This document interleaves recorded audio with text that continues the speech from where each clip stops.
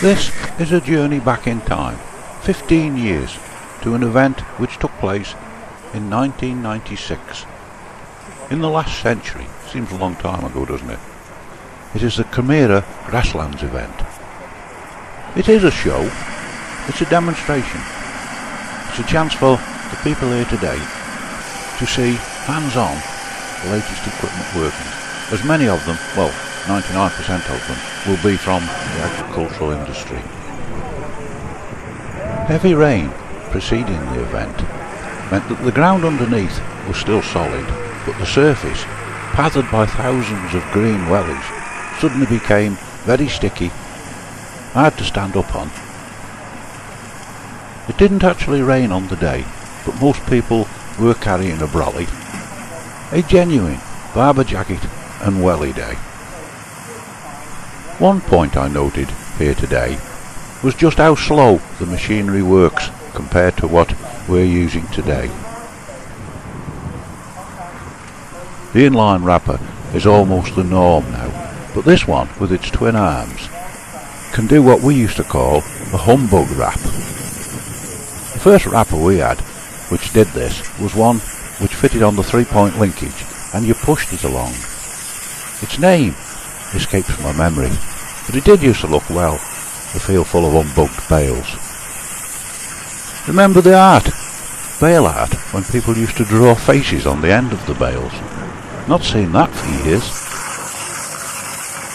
This is a single arm rotating machine, is applying the standard blend into the country colour wrap.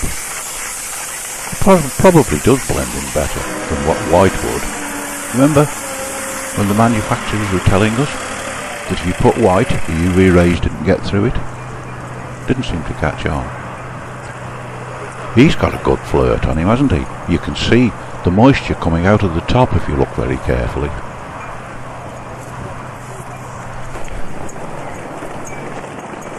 This machine would be too slow for silaging. I would think it is aimed at the zero graze herds. You can see that plenty of Kemira's product has been dumped on that grass, whereas the rain has now pushed it down. John Deere's self-propelled forage harvesting demonstration. There were several of these areas of demonstration by other manufacturers. These self-propelled machines revolutionised foraging, and the gangs that operated with them could shift around 200 acres a day. Putting that into tonnage, it would be between 2,000 and 3,000 tonnes of grass a day. Good afternoon, ladies and gentlemen, and a very, if not warm, but certainly a very warm welcome to the Southlands of the National Grassland demonstration. On behalf of John Deere UK Limited, I would like to introduce our new range of telescopic handlers, the Model 4400 and the model here in front of you, 4500, which will be working in a minute on the class. Both models feature a rigid steel chassis which supports all the components of the powertrain while providing a stable platform for lifting and carrying. The rigid steel type allows ideal positioning of all the components for the best weight distribution, visibility and ease of maintenance. Both models are powered by John Deere engines. 4-cylinder engines, 3.9-litre cubic capacity. These turbocharged engines produce 106 horsepower. These engines are very fuel efficient and have excellent torque characteristics for fast and responsive operation.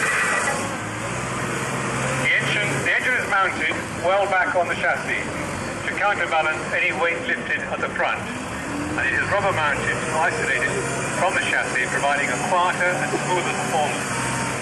Mounted to the back of the engine flywheel is a torque converter unit. This has a double function. Firstly, it replaces a clutch when gear shifting, and secondly, it allows you to creep the machine when keeping your foot on the brake, and only allowing a small amount of oil to pass through to the wheels. All-wheel drive power braking is standard on our machine.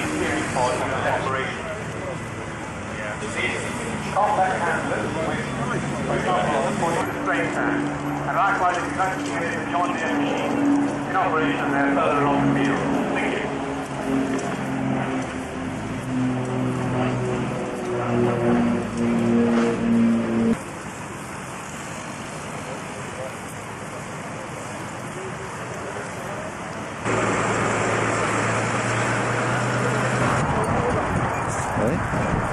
It is amazing just how much mud all these thousands of human feet have managed to kick up. A small amount would be down to wheels, but most of it was down to wellies. This is the McHale demonstration area, and the tape is a little bit wobbly here. This system will have an output of about 35 to 40 miles per hour.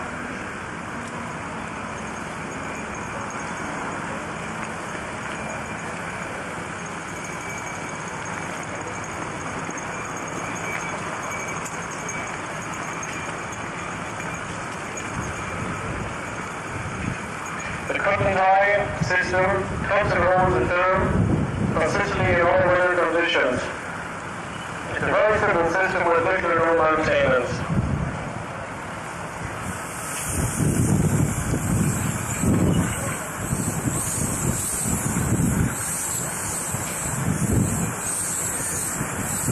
The payload computer enables the machine to keep count of the amount of rocks in the field count, table speed, and amount of bale drop per day.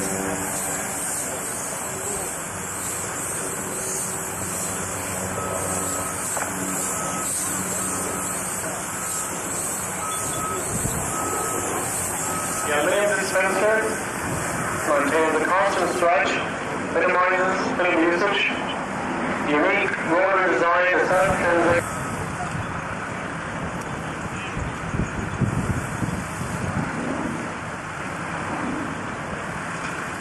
This bale handle, as you can see, is adjustable for the bale size.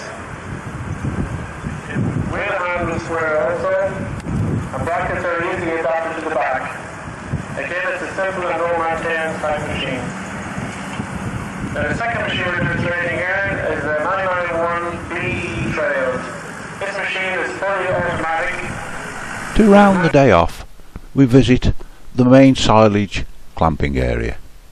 I've enjoyed the day, despite the weather, and I've enjoyed looking back at the machinery.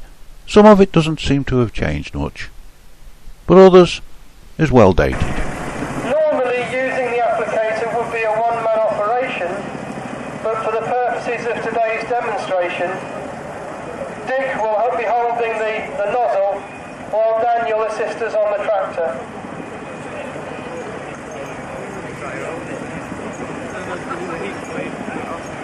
The multi-jet has a 600 litre capacity with a unique 2-inch gear pump that produces an output of 200 litres of molasses per minute and will produce a jet 25 to 30 metres from the nozzle. With a 200 litre per minute output, the multi-jet will dispense the 600 litres in just over 3 minutes, and at the same time treat approximately 100 tonnes of grass at a standard application rate of 2 litres per tonne. The multi-jet has a unique bypass within the pump which allows total controllability over the output, and while achieving a 200 litre per minute output when silage making, it is infinitely controllable in terms of filling containers, whether it be a liquid feeder or applying molasses on top of straw.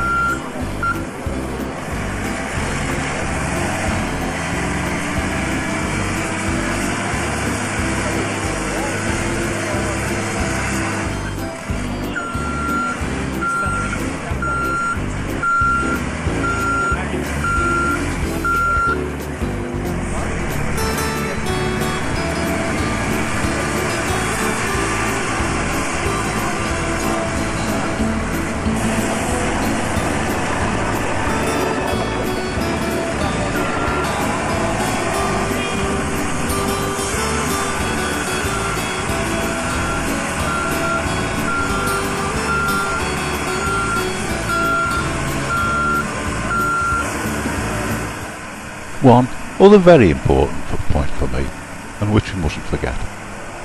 The exhibitors kept us well fed and watered all day. Thank you.